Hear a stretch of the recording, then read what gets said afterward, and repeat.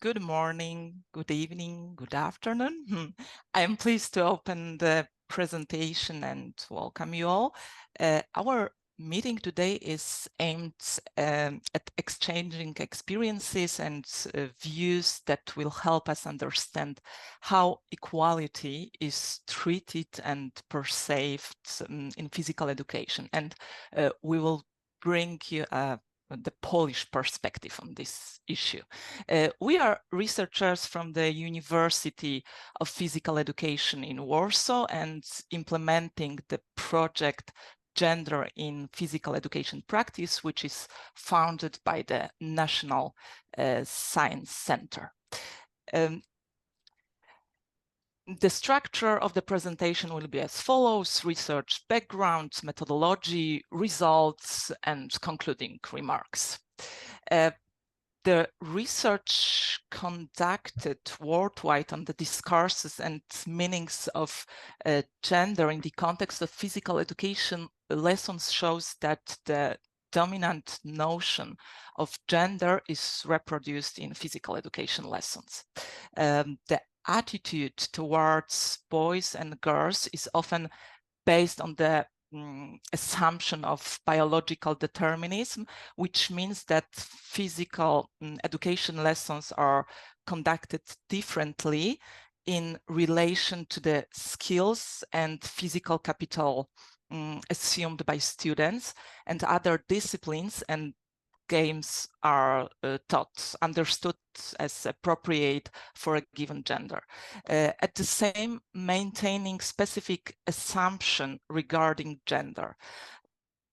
Also, the research has shown that girls in physical education lessons are often perceived as a problem, whereas active boys who like sports are the norm. The presented results have prompted various countries to initiate efforts to counteract unequal gender structures in physical education. And measures have been adopted to establish gender-sensitive approach to physical education and create intervention programs. Additionally, many countries such as Sweden, France, or England have enacted regulations aimed at promoting equality and inclusion. Despite the research conducted in the field of gender and education in Poland, the prevailing gendered discourses in practice of physical education have not been studied so far. In Poland, physical education teachers still do not formally acquire knowledge of the significance of gender equality in education process.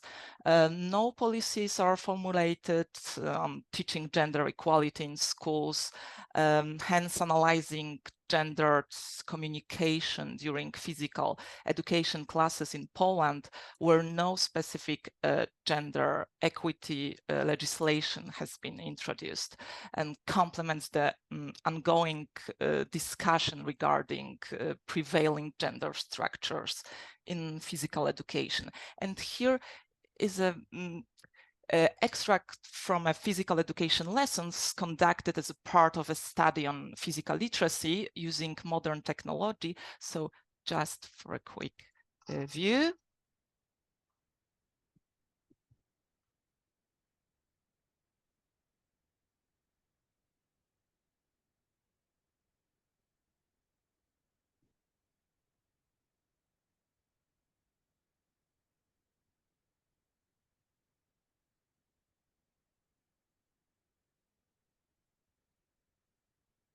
Unfortunately, few schools are so good equipped, and please don't think that this is the standard, but just for your knowledge. Thank you. I will tell you a few words about overall project design. We have started the project in 2021, and actually it's still going on. In 2023, we have concluded the empirical research, and we are now in 2004, and we are trying to analyze the data. We prepare articles, and we are working on the book.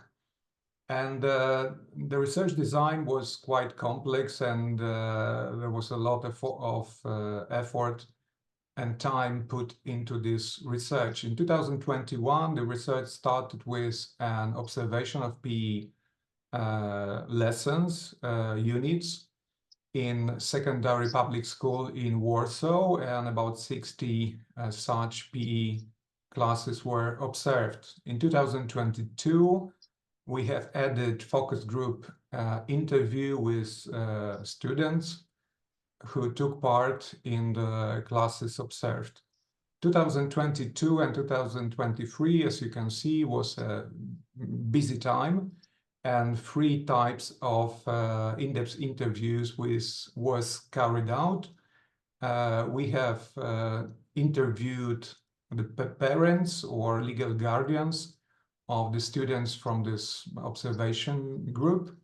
Then there were in-depth interviews carried out with PE teachers, and these were the teachers from the school where the observations were carried out, but also from other secondary Warsaw public schools.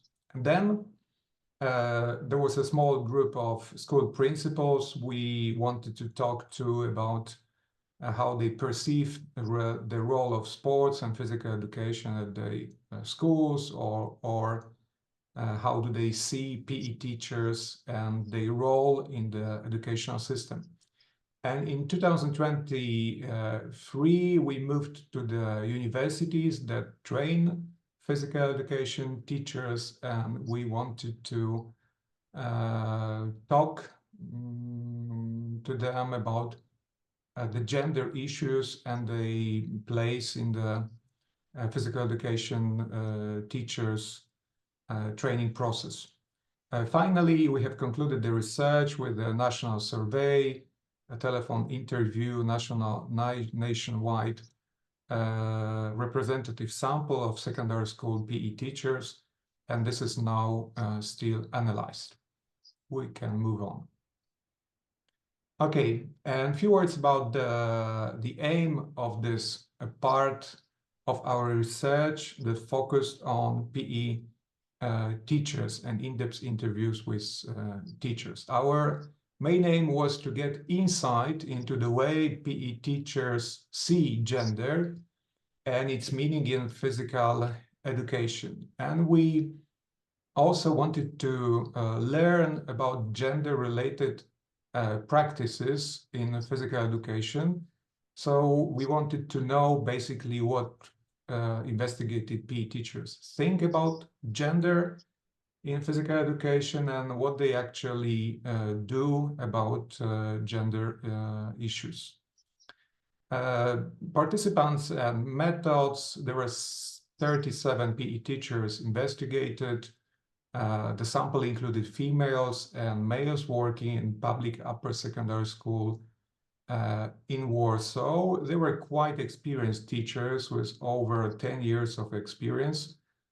And they were full-time employees of the school, although it was interesting to see some of them were formally retired, but continued to work at schools.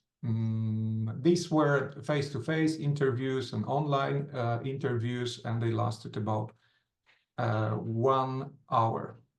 The research was also subjected to the ethical committee evaluation, and it was cleared. We can move on. Thank you. And just a few words about the interview scenario. So it included 67 questions divided into 6 thematic groups.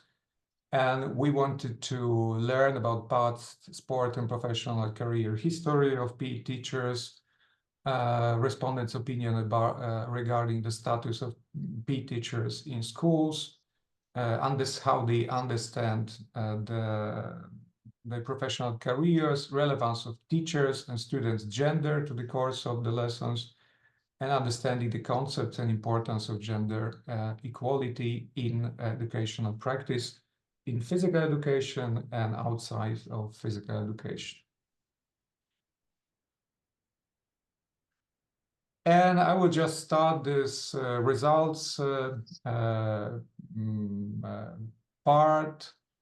The main finding concerned the fundamental discrepancy between the notion of equal treatment of genders, meaning what teachers think or thought about the gender in physical education, and the actual practices of teachers at work. And yeah, we could see there were some differences there. After the research, we may say that the gender remains an organizing principle of PE lessons, and it concerns several issues. And this is professional competence and image of male and female PE teachers at school, teachers' perception of physical education as gendered activity, teachers' assignment to work with groups of boys and girls, perception of students' behavior in physical education, activities that teachers think are apt for boys or girls, and teachers' perception of gender equality in physical education and the whole system. And the presentation of results is based on these several items, and we will cover them one by one. Thank you. Okay, so now my turn. At first, I would like to talk about professional competencies and images of male and female PE teachers. So first, we analyze the opinion of the interview PE teacher regarding the competencies of male and female PE teacher. We ask whether our informants see any differences in competencies, and the gathered material allowed us to identify two major pattern of responses. So first, some PE teacher claimed that gender doesn't affect teachers' professional competencies, and the work of female teachers doesn't different from the work of male teachers. And here our informants said that mostly the charisma or the character of the teacher matters, not the gender. However, there was a second group. The other groups expressed stereotypical beliefs about PE teacher character traits and competences. And we heard that male PE teachers are more involved in sport coaching and female PE teachers are more engaged in caring work, which means that female PE teachers were seen as more empathetic or precise in their duties. Also, we heard that sometimes they lack of authority or decisiveness. What was interesting also, our informants said that female PE teachers are handling the administrative task connected to PE lesson. Okay, next slide, please. And here we have quotation about that. So it's a quote from the interview with a male PE teacher. And he said that in general, he believed that we have two different approaches to PE. We have a coach and a caregiver. And he gave us an example of his female colleague. And he said that she was like a mother for those female students, and he was more seeing himself and by a team of PE teacher in the school as a coach. Okay. And what also was surprising for us that only female PE teacher indicated differences in perception of the profession and work due to gender. So a female PE teacher said to us that male PE teachers are perceived as better employees. And according to our informants, the preference for male PE teachers in school stems from feminization of the profession in Poland. And the feminization is associated with decreasing prestige of teaching profession and also quite low salaries. So that's why during interviews we heard that it would be preferable for Polish school to have a comparable number of female and male PE teachers. However, due to low salaries, it's quite impossible now. Very often we often heard that school principals are more willing to hire male PE teacher or men in general in school because there are a few in school staff. Also, the allocation of working hours was also divided by gender. It means that school principals very often assume that male PE teachers have to work more because they are breadwinner, and female PE teacher can work less. Also, male PE teachers are credited with better competencies in PE. It means that only female PE teacher told us that sometimes students doubt their abilities or tested their sports knowledge, and even parents sometimes question the course of lesson, right, and allow themselves to assess the lessons, which was led by female PE teachers. So only female PE teachers mentioned that men were perceived as having more confidence in their work and were viewed more favorably by students and parents.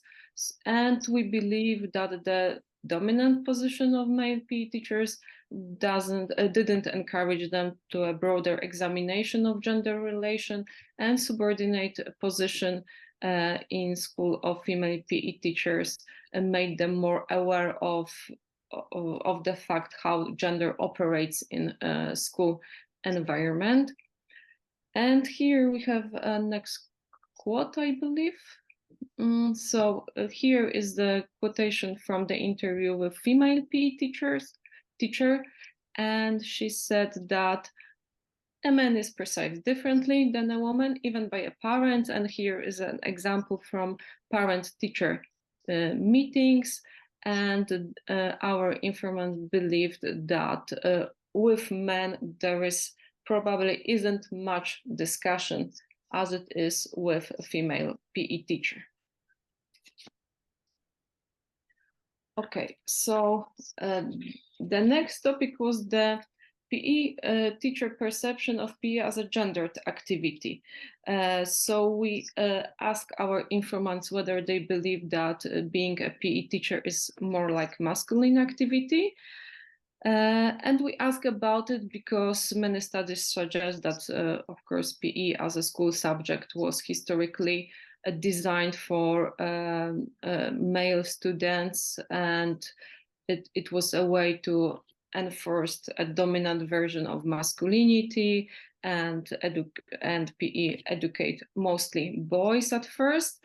And also researchers very often stated that PE was a perfect way to instill some traits which are connected to masculinity, like competitiveness, physical strength, endurance, aggressiveness, and so on.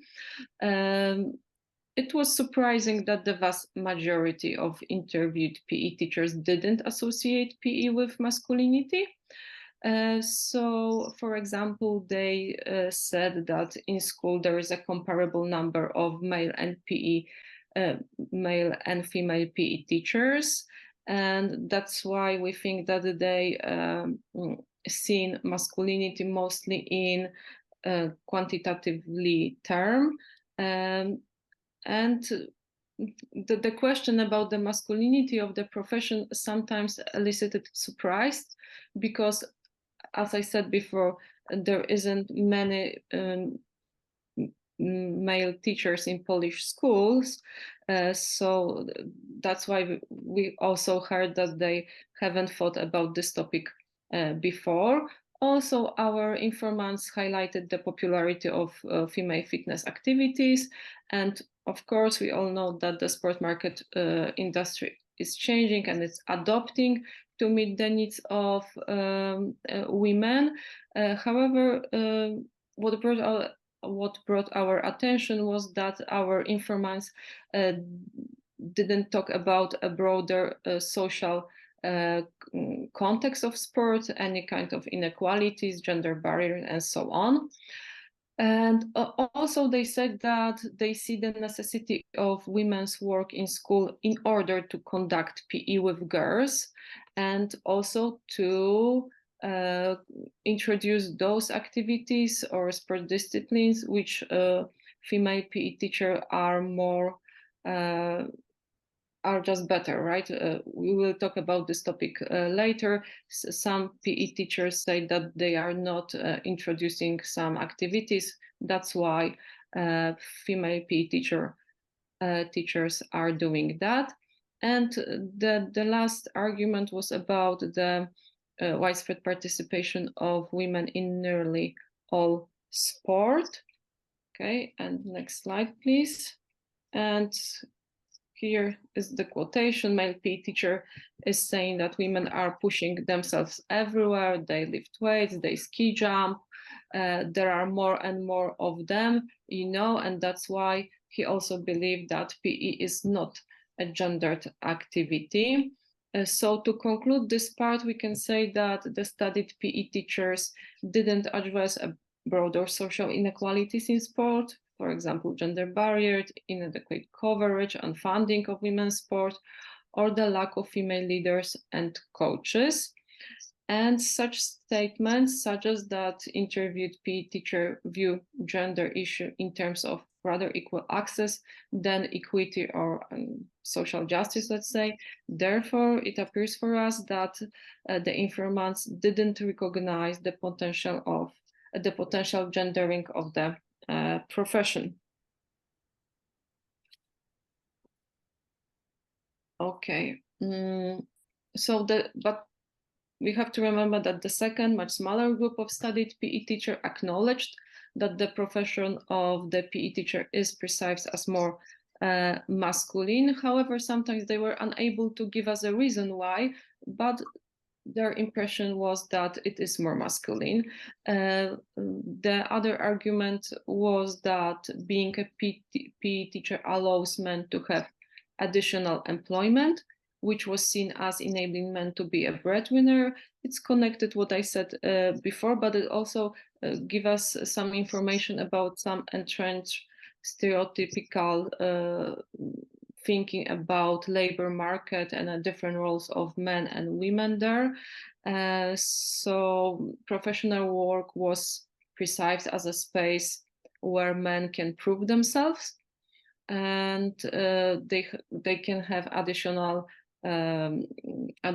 work, for example, be a coach after school. And other respondents stress the importance of men as PE teacher because they instruct boy in school. So once again, here we have the same argument. And the topic for assigning of male PE teachers to work with group of boys and female PE teacher to work with group of girls was resurfacing, and now we will discuss it in detail. Okay, so during the analysis of our research material, like two basic ways of PE teacher attitude towards the assigning to group of boys and group of girls were identified. For some of our informants, it was better to have some gender division and have single gender groups. The second group of our informants said that the issue is not of great importance, and the character or the course of lesson is the most important issue here. But now I will talk a little bit more about the gender division. So it was the most common response pattern referring to some rigid gender binaries, and it stems from the belief that, for example, women had a better understanding of girls' needs, and it gave them some better possibility of having open conversation with girls, for example, about physical activity and menstruation. At the same time, we have to remember that during our interviews, we haven't heard, like, for example, women are not able to connect with boys, or that only male PE teachers can contact with boys. That's why we believe that here we also can say that girls in PE were seen as more complicated, more difficult, or maybe different one. That's why it was assumed that only a female PE teacher can have a lesson with female students. And here is the quotation. One of our interviewed male PE teachers said that I will get along with boys faster. I still don't understand my wife after 30 years sometimes. And what these girls will say, I don't know. And the second one, a woman understands a girl better, and that's it. So I lean towards that.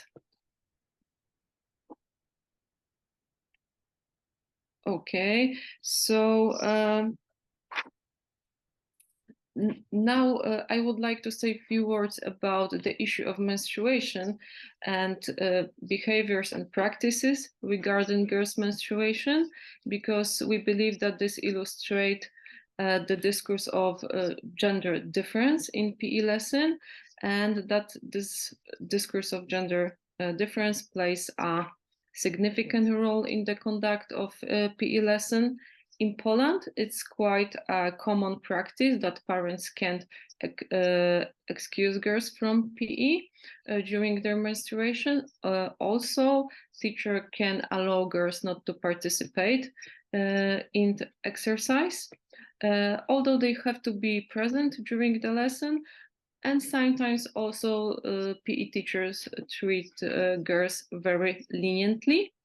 So, as I said, the topic of menstruation and PE shows that physiological differences were a factor in PE teachers' work assignment, and male PE teachers claim that girls are often ashamed to talk about menstruation with men, and it's not an easy topic for some of male PE teachers as well. So the common assumption among studied PE teachers that the main difference between girls and boys in PE lies primarily in menstruation, and it's a matter of easier to discuss with women, highlights the perception of female students by teacher in terms of biological difference. And also we can say about this part that we see that assigning female PE teachers with girls and male PE teachers with boys, it can reinforce some assumption about the inherent differences between genders, and also it perpetuates the narrative or the perception of male PE teachers as role models for games or sports skills, and women as caregiver, right? Okay. And one of the consequences of the binary perception of male and female PE teachers was the belief that PE teachers has specializations.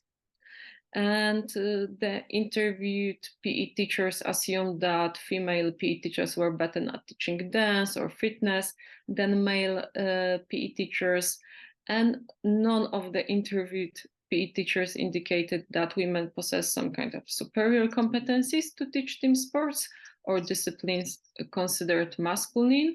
And we have to remember that those disciplines constituted the majority of the curriculum and are most commonly associated with core of sports.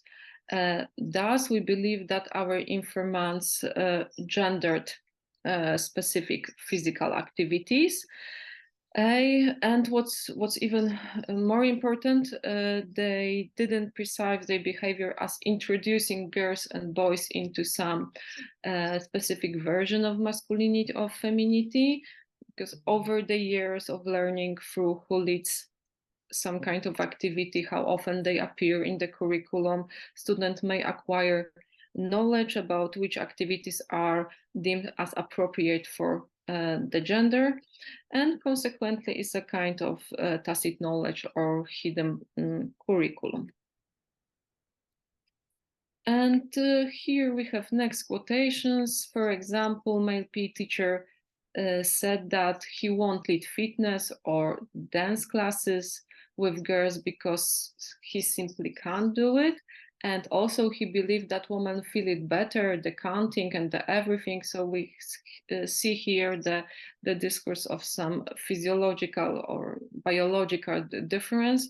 And also, he believes that it's better when there is a men and women in school, in PE department, and it's always better when a guy is more suitable for guys and a woman is more suitable for girls.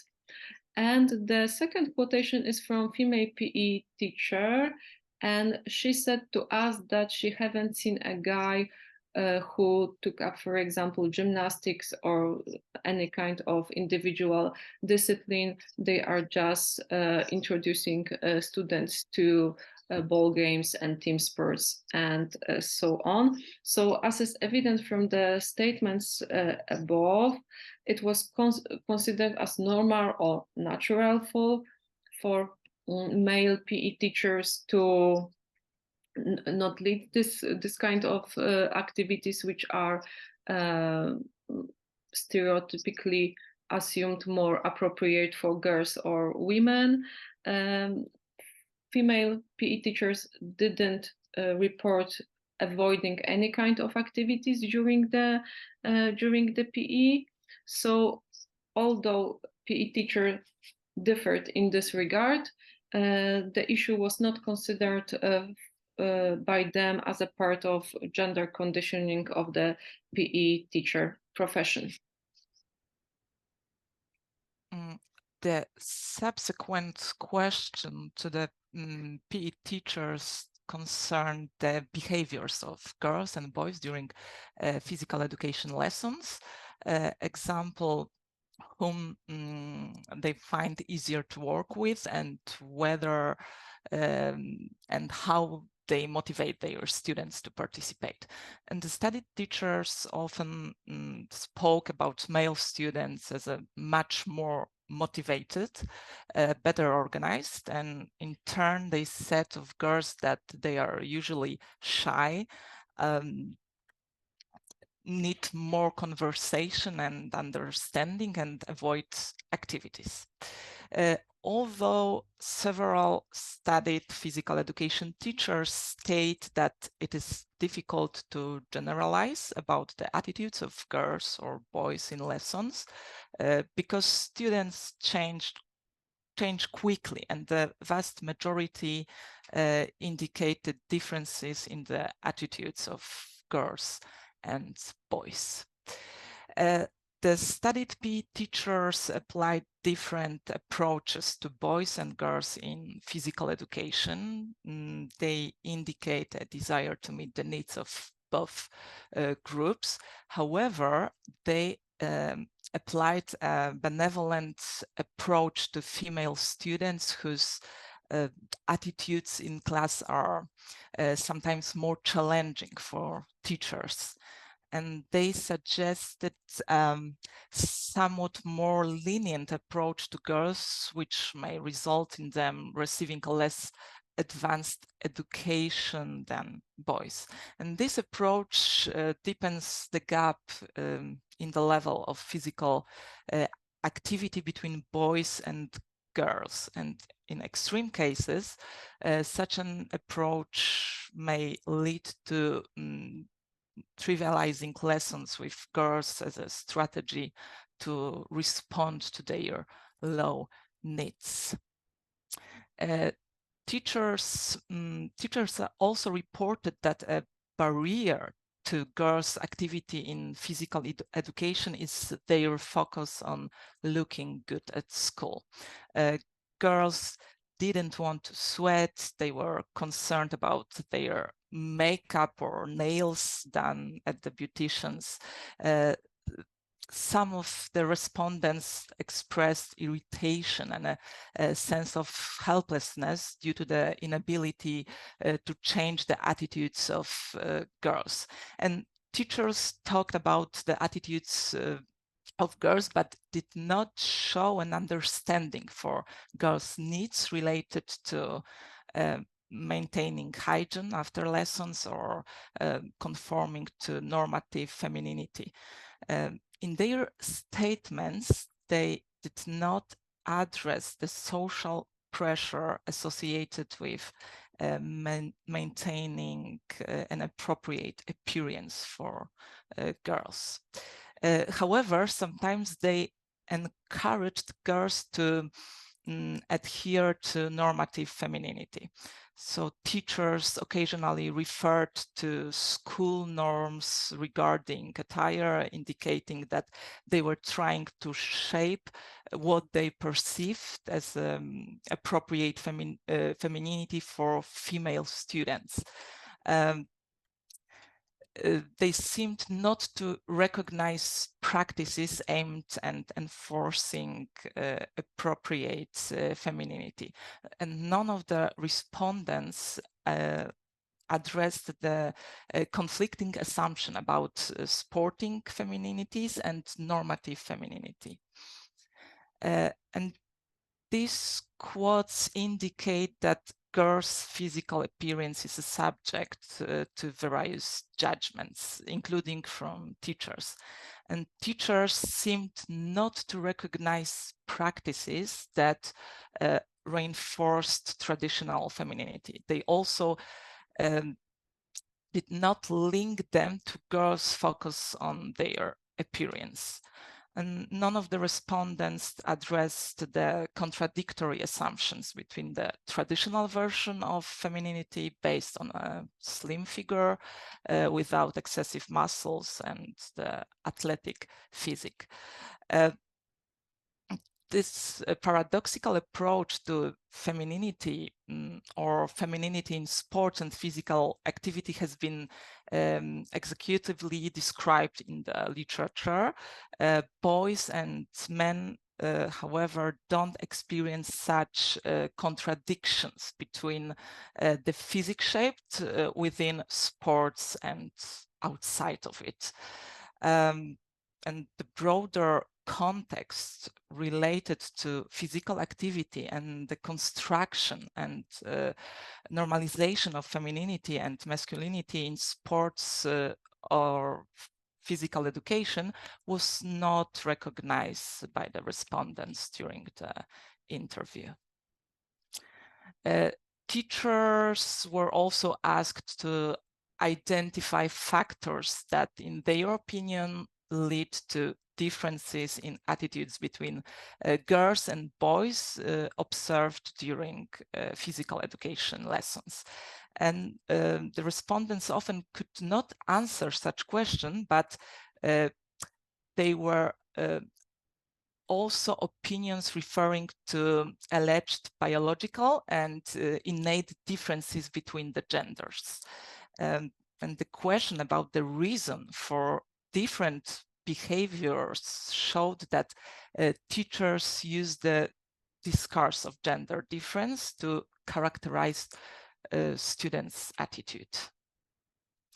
And of course, this perspective may reinforce gender inequalities and hinder work, and perceiving at differences between male and female students in physical education as socially constructed in everyday practices could allow teachers to better understand the attitudes of their students and flexible reconstruct behavior patterns they reproduce.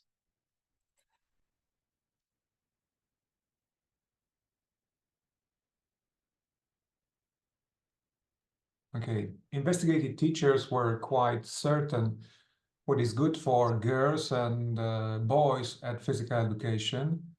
And these were not the same activities. They were very gendered. So teachers expected girls to enjoy activities related to music and individual activities such as yoga and stretching. And for boys, they thought the best would be intensive exercise, competition, and team sports. At the same time, considerable number of respondents indicated that they offer girls activities less typical for their gender, which means they felt they were a little bit more open to provide girls with activities that might be considered better for boys than the other way around. So they were not much willing to provide boys opportunities to practice activities that were considered to be, let's say, girly or for girls. We can move on. Thank you. Fitness, yoga, dancing, aerobics were perceived as activities, PE activities for girls only, and team sports for the boys. And there were some explanations for this, and terms like funny or girly or not really men like activities were provided. And we have two quotes here. In the first one, male PE teacher says, dancing aerobics with the boys. No, I don't see this because that would be too much already. That's too much. They would not accept this. And that's not in the quote, but that's how we understand that. And we are not, and that's why we are not providing them such activity options. And the second one, the second quote is about fitness and yoga. And here we have a teacher that comments that boys just simply don't gravitate towards such activities.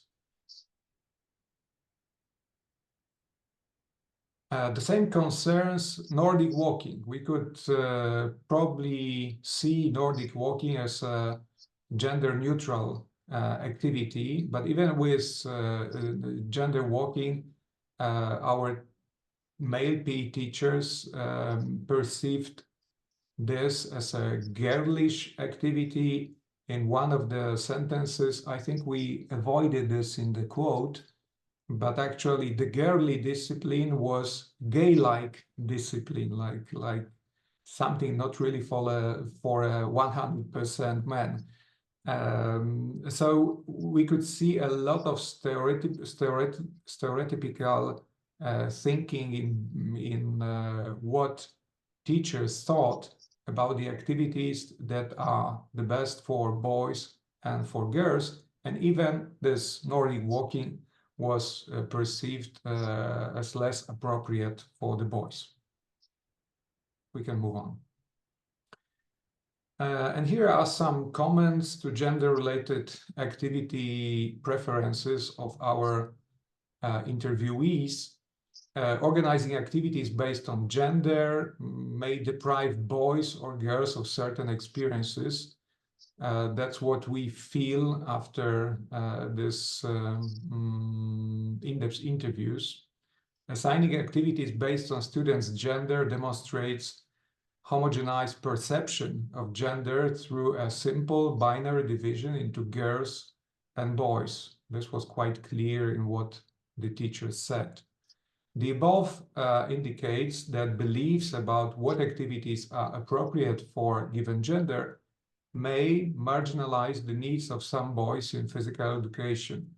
So some of the boys, let's say, not really keen to play very competitive team sports, are left alone. There is not really anything the teachers could propose them, and they are just simply pushing them into this, let's say, stream or mainstream masculine formula of physical education. Teachers pointed out that they ensure a wide range of options for girls to choose from, and the needs of boys seem to be homogenized by teachers to those representing the most common version of masculinity. So there seems to be unbalanced situation in terms of what is provided for girls and what is provided for boys. Thank you.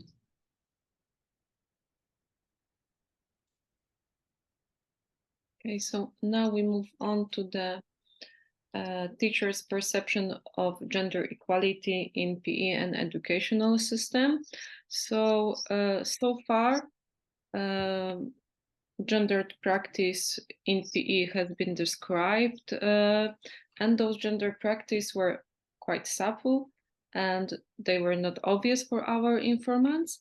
And that's why we wanted to know more about how they see gender equality and what it means for them. And when asked about treating students equally in the school settings, informants reflexively usually replied that they treat everyone equally or the same, or treat everyone with tolerance. That's why we call this the discourse of sameness, because we very often heard that everyone is the same. And also they indicated that they always try approach every student with empathy and express their disagreement with mocking students for their otherness. However, the lack of the deeper knowledge or reflection about the discussed issue was evident in the statements of the informants. Very often they say, as I said, that they treat everyone the same and everything is normal in school. But some difficulties arising with using the discourse of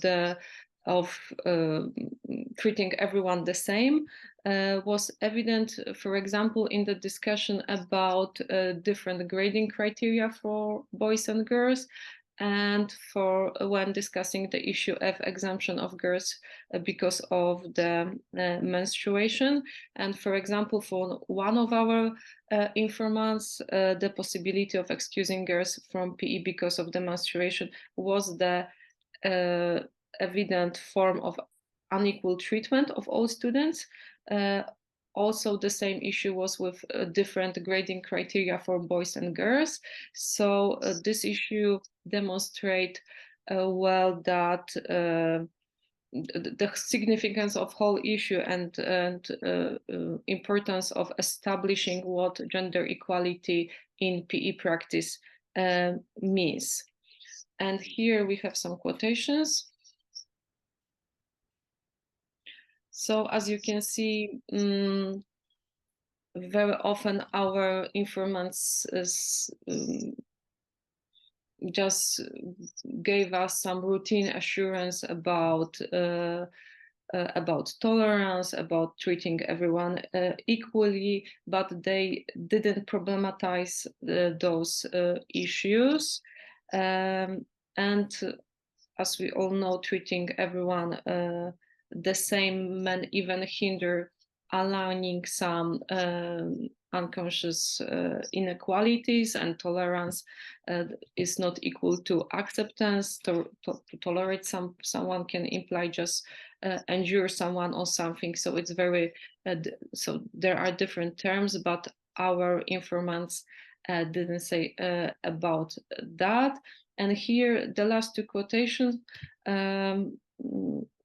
are important because they here is very visible the lack of the deeper reflection about this issue, because the last quotation, our respondent said that all children are normal and everyone is equal in school. So he used the word normal to say that he is accepting everyone.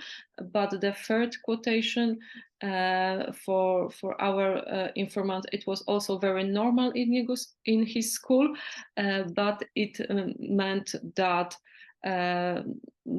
very traditional gender relations were maintained there. And as we can see, for him, boys are boys and girls are girls. And we mainly teach being a gentleman.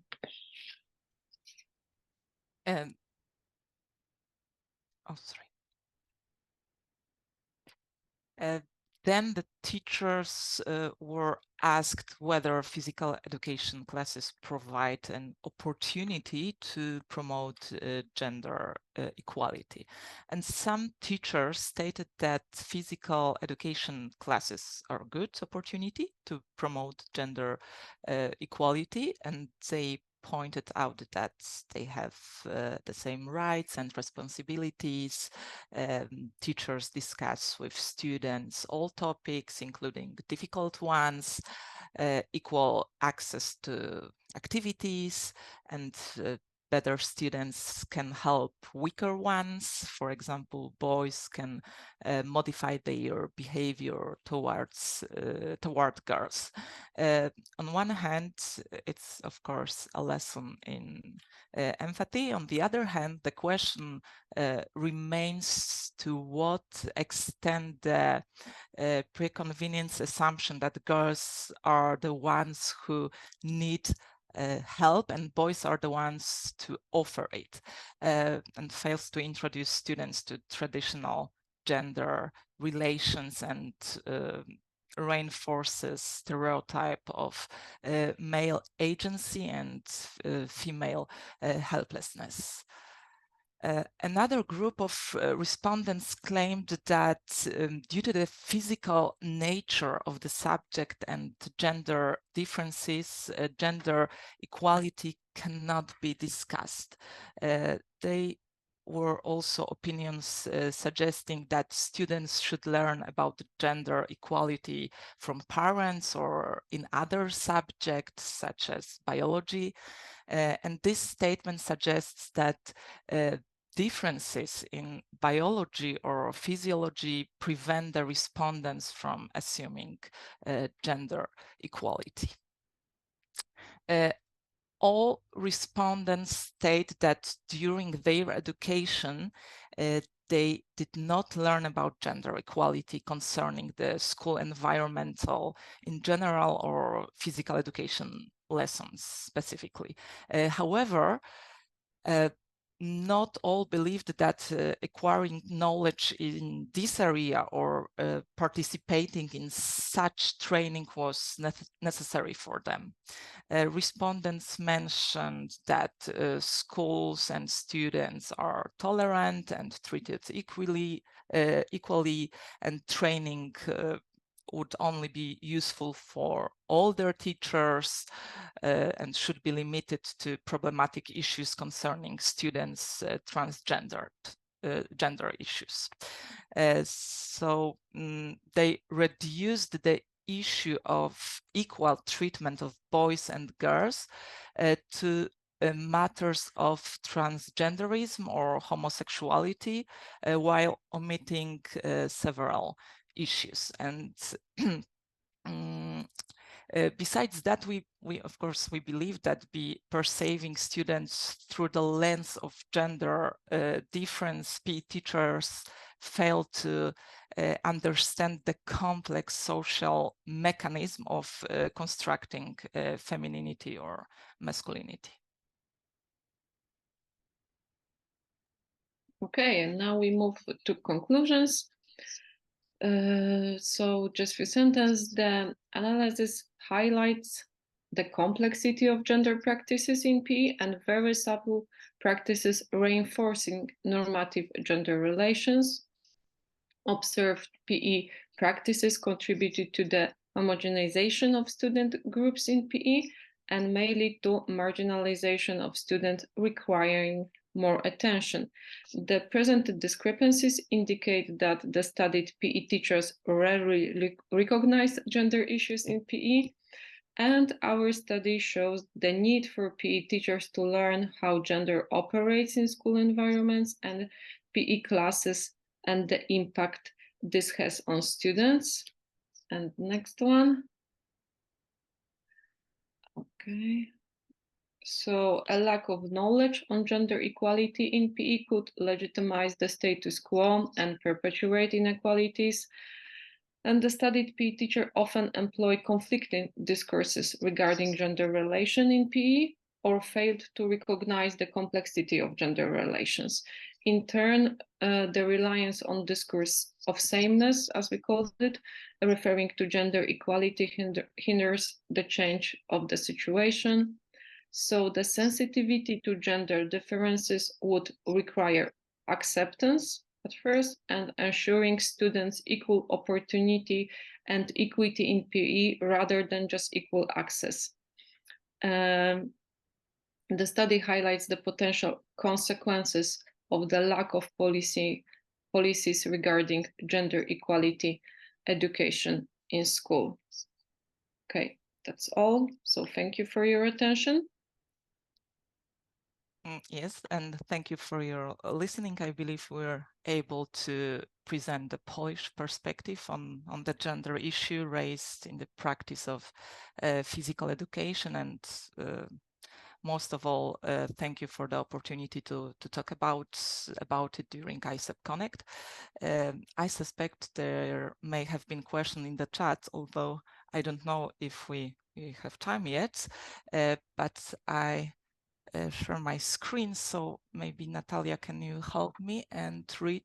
I can help you, Zuzanna. Or thank you. We do have questions on the chat, and I think it would be nice to address them even briefly. And we have a question about from Carolina about whether there are any special programs or initiatives in Poland encouraging girls to be more physically active. That's the first point. And I can address this question, but maybe Zuzanna, Natalia, would you like to comment? Yeah. I can. Teachers mainly try to follow the girls' interests and respond to their needs and introduce activities in the interest them. This is what they responded during the interview, that listening to what girls have to say about the activities, about classes, and taking their opinions into account when planning the activities can also significantly contribute to their greater involvement. And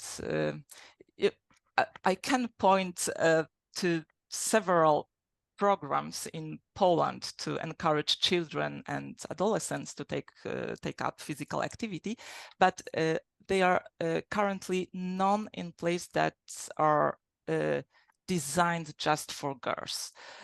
We have a school sports club program. This is an initiative of Ministry of Sports and Tourism to promote physical activity among children and youth.